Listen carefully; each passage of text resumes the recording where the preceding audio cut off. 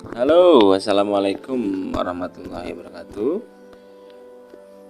Berjumpa lagi dengan Yudo Ijong Channel, tempatnya berbagi, sharing lebih ke penyakit gagal ginjal. Oke teman-teman, tepat hari Jumat, ya Jumat berkah. Semoga teman-teman dalam keadaan sehat, tetap semangat dan selalu positive thinking. Jadi jika video sebelumnya saya membahas tentang buah-buahan atau makanan yang mengandung tinggi kalium, hari ini saya akan membahas tentang minuman yang jangan sampai, atau minuman yang hanya bisa dikonsumsi oleh pasien gagal ginjal. Oke, pada dasarnya ginjal itu kan mengatur cairan dan hal-hal yang baik buruk dalam tubuh kita. Nah, sering banyak hal yang salah itu gini. Kalau orang yang sehat itu wajib minum air yang banyak atau yang sesuai kebutuhan tubuhnya. Itu kalau orang sehat. Nah, kalau orang yang sakit kayak saya ini malah tidak boleh minum banyak gitu, malah dibatasin. Jadi sebaliknya, kalau orang yang sehat harus minum banyak, kalau udah sakit gagal ginjal itu harus minumnya dibatasin. Itulah mengapa banyak orang yang salah paham. Terus penyakit gagal ginjal itu beda dengan orang yang batu ginjal, beda. Biasanya kalau gagal ginjal itu ginjalnya itu mengecil, kalau saya itu mengecil, mengkerut gini. Jadi kayak rusak gitu.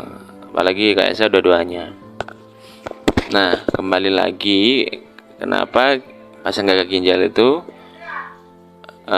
sangat dibatasin cairan. Yang pertama karena satu, pasien kalau sudah pasien gagal ginjal yang sudah cuci darah itu sudah tidak kencing. Yang pertama, kayak saya ini udah nggak kencing sama sekali, cuma satu tetes gitu aja terkadang. Terus yang kedua, kita ini kalau orang sudah sakit gagal ginjal itu air itu kalau banyak dalam tubuh itu ginjal yang akan bekerja sangat keras, padahal ginjalnya sudah hampir rusak gitu. Jadi kasihan, membebani ginjal itu sendiri. Terus yang ketiga, emang kalau ada air masuk tanpa ada keluarnya kan bermasalah tuh, bisa bengkak.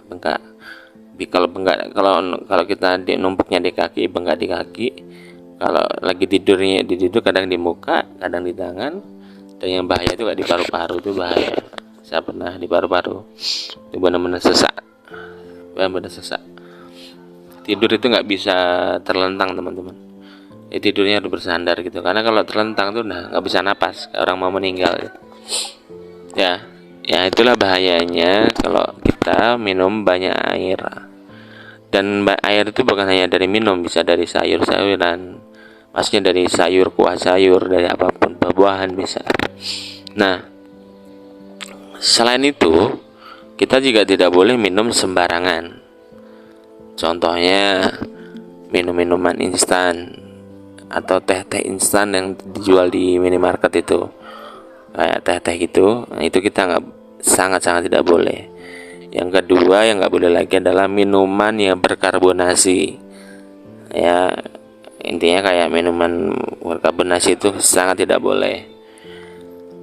Terus minuman berenergi apalagi, ya, kopi, alkohol dan sebagainya nggak boleh. Intinya yang hanya boleh itu disarankan itu air putih. Itu kalau bisa air putih saja, itu lebih baik, mungkin air hangat dan sebagainya. Dan saya sendiri jujur minum saya cuma air putih, di luar itu nggak pernah. Kadang teh itu sebulan sekali, itu pun teh buatan saya sendiri, teh celup, celup seduh. Nah, itu saya kadang buat itu. Kadang kalau pengen teh seduh yang yang teh kuno itu lebih enak sekali, tanpa gula biasanya. Jadi teman-teman yang punya saudara atau apapun itu, saudara atau siapapun orang terdekat Anda, kasih tahu Jangan minum yang aneh-aneh, minum air putih saja. Kalau misalnya pengen es ada sebagainya ya silakan, tapi hanya untuk mengurangi rasa kepengen aja. Dan namanya juga kita manusia, pasti ada rasa kepengen. Terkadang bahkan saya minum es kelapa muda itu, tapi dengan porsi sedikit sekali, tapi dengan segala risiko ya gitu. Tapi kalau saya ya itu kepengen aja sedikit gitu. Jadi pada intinya orang yang sakit itu dia akan tahu kondisi dirinya sendiri, lebih tahu. Jadi kita hanya mengingatkan aja ya, kopi itu jangan pernah, ya intinya ya air putih aja lah gitu, lebih baik, lebih aman. Terus untuk apa,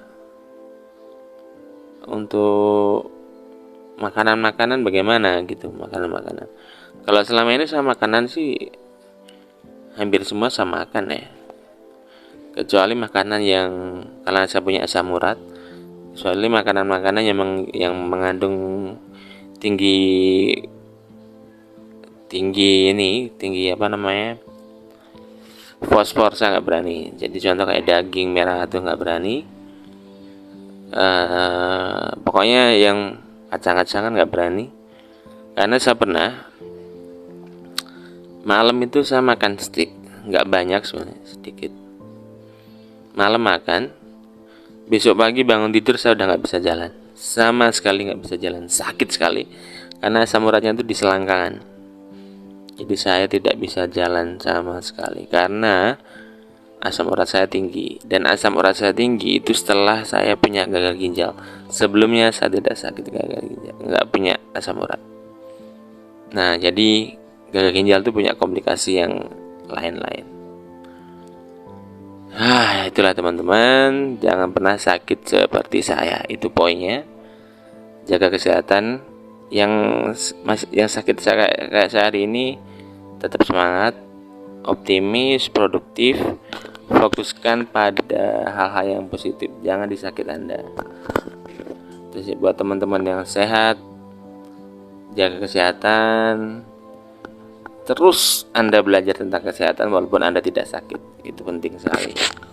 Oke, tetap berbagi. Kalau ini berguna buat Anda, silahkan di-share. Kalau nggak penting ya silahkan skip.